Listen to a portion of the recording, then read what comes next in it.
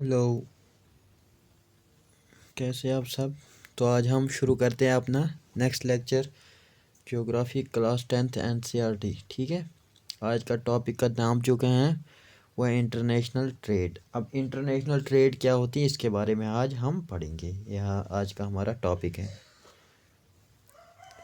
The exchange of goods among people states and countries is referred to as trade.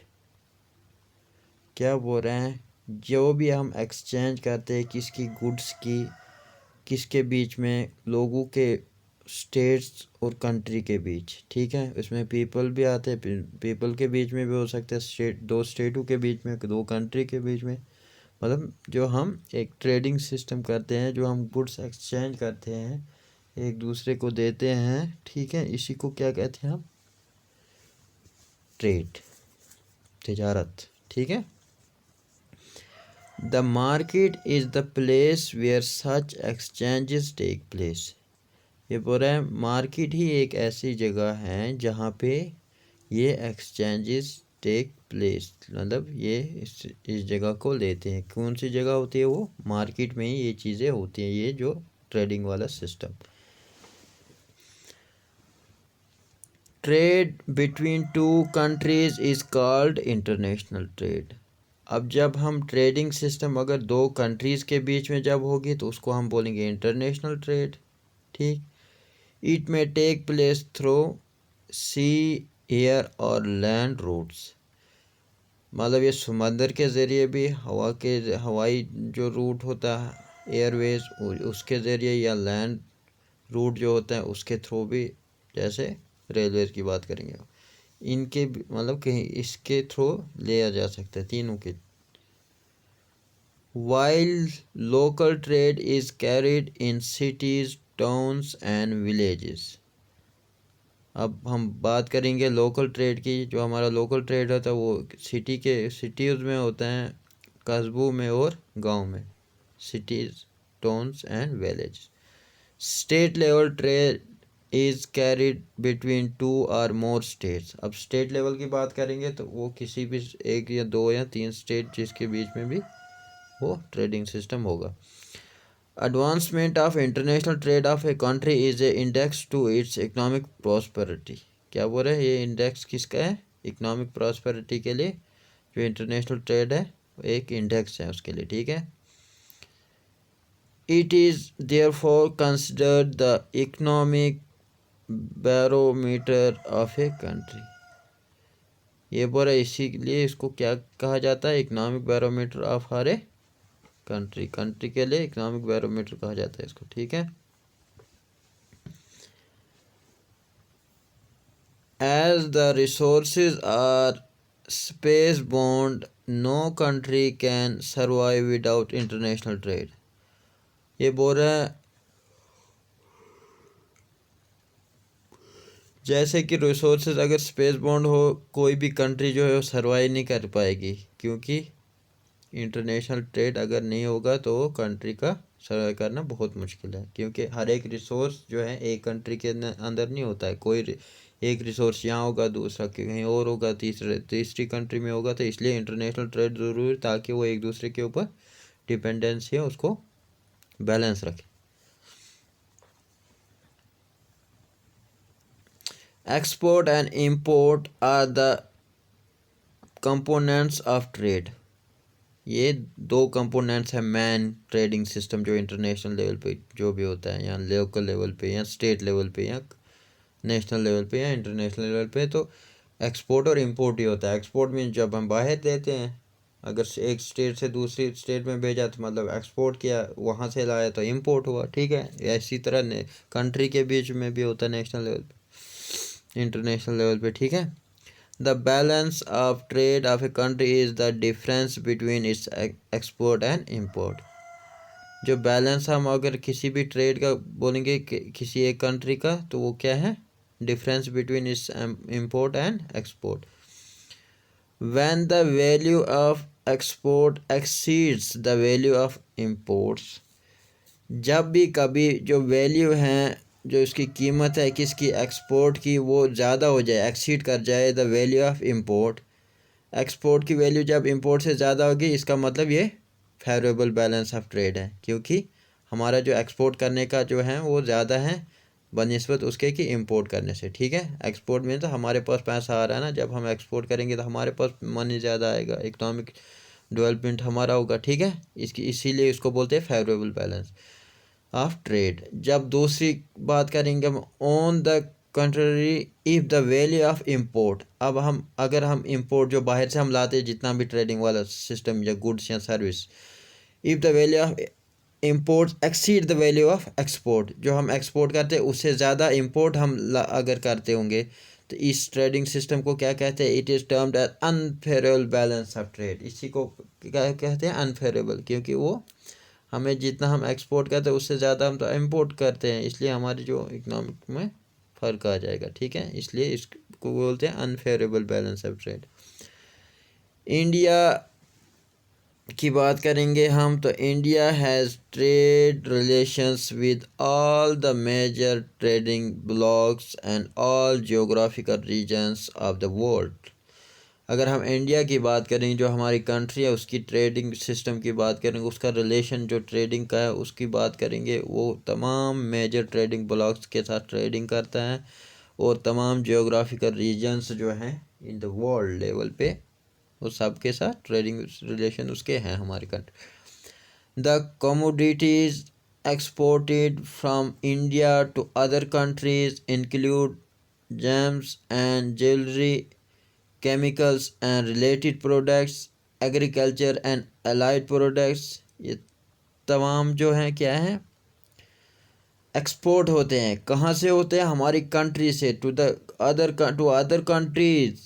क्या क्या उसमें include होता है? James, jewellery, chemicals and related products, agriculture और allied products, सारे ये इसमें इंक्लूड है। ठीक है, चलेंगे हम नेक्स्ट पेज पे। इधर क्या बोलता है? The commodities imported to India include. अब हम इंपोर्ट की बात करें, ये एक्सपोर्ट की बात करें जो हमने बाहर भेजते हैं। ठीक है, जेम्स, ज्वेलरी, केमिकल्स, जो भी चीज़ें हम क्या करते हैं? एक्सपोर्ट करते। अब आगे इंपोर्ट की बात जो हम दूसरी कंट्री से अपनी कंट्री में लाते हैं ताकि हमारे जो बैलेंस रहे, जो चीज़ें हमारी कमी है यहाँ ट्रेडिंग सिस्टम में, उस ट्रेडिंग सिस्टम को बैलेंस करने के लिए जो चीज़ें हम बाहर से इंपोर्ट करते हैं, अब उसकी बात कर रहे हैं। जो भी चीज़ें, जो कमोडिटीज़ हम इंपोर्ट करते हैं तो India include petroleum, crude and products, अच्छा, gems and jewellery, chemicals and related products, base metals, electronic items, machinery,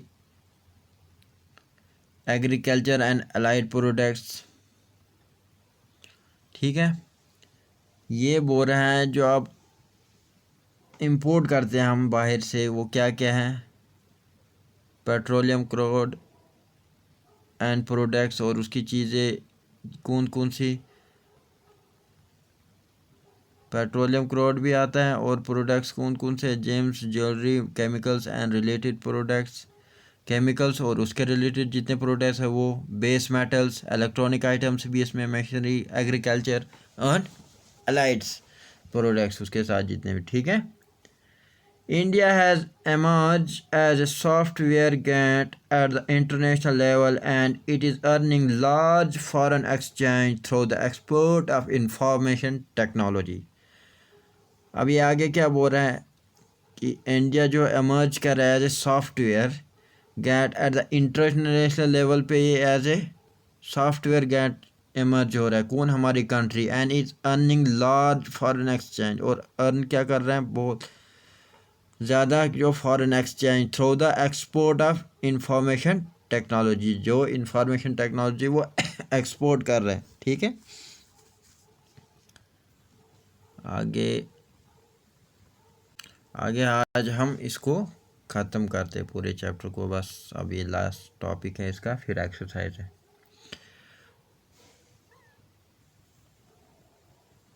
अब क्या पढ़ रहे हैं हम? Tourism as a trade. Tourism in India has grown substantially over the last 3 decades means last 30 years. ठीक है, जो टूरिज़्म है इंडिया में वो ग्रो कर रहे हैं सब्सटेंटली, ठीक है। From last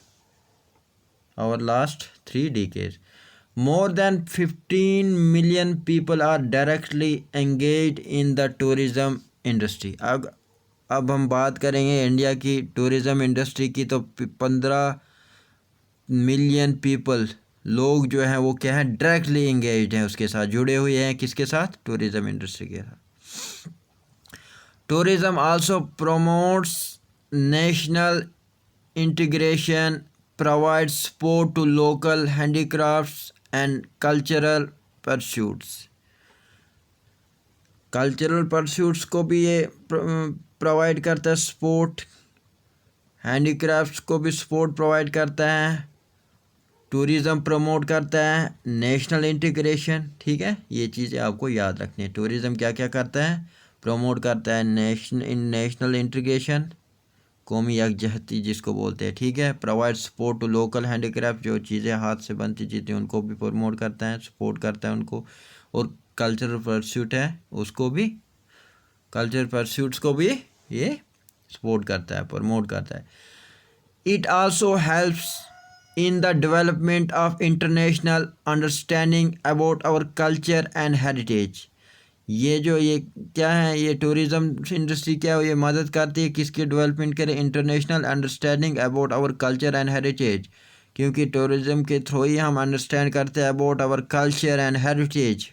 what is the importance of culture and heritage, how we can conserve this, ठीक है। ये चीज़ें हमें ज़रूरी है इसकी डेवलपमेंट के लिए, इंटरनेशनल अंडरस्टैंडिंग के लिए भी टूरिज़्म इंडस्ट्री बहुत ज़रूरी है और इसका बहुत बेनिफिट है।